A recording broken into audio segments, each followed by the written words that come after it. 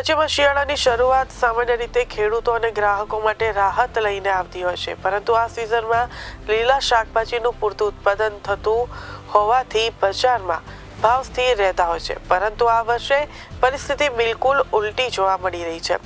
શહેરથી લઈને તાલુકા વિસ્તારો સુધી શાકભાજીના ભાવમાં ભારે ઉછાળો જોવા મળ્યો છે, જેના કારણે સામાન્ય માણસના રસોડાના બજેટમાં મોટું ગાબડું પડી ગયું છે.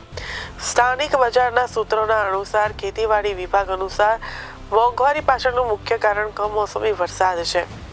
છેલ્લા કેટલાક સપ્તાહોમાં પડેલા ભારે વરસાદ અને ખેતરોમાં ઊભા પાકને ભારે નુકસાન પહોંચાડ્યું છે, જેના કારણે શાકભાજીનો ઉતારો સામાન્ય કરતાં ઘણો ઓછો આવ્યો છે. બચેલો પાક પણ વરસાદથી અસરગ્રસ્ત હોવાથી તેમની ગુણવત્તા ઘટી ગઈ છે. તો બજારમાં આવક ઘટતા માંગની સરખામણીમાં પુરવઠો ખૂબ ઓછો રહ્યો છે અને પરિણામે ભાવ આસમાને પહોંચ્યા છે.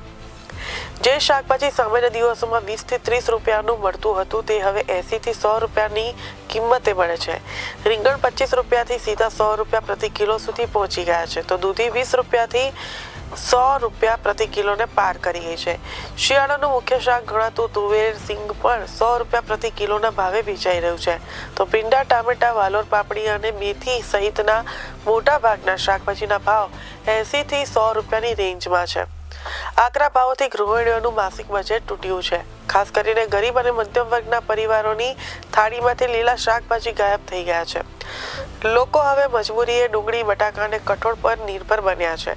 તો શાકભાજીના સતત વધી રહેલા ભાવ શહેરમાં મોંઘવારીની ગંભીર અસરનો સંકેત આપી રહ્યો છે. જો આગામી સપ્તાહમાં પુરવઠો સ્થિર નહીં થાય તો ભાવ વધારો વધવાની સંભાવના છે.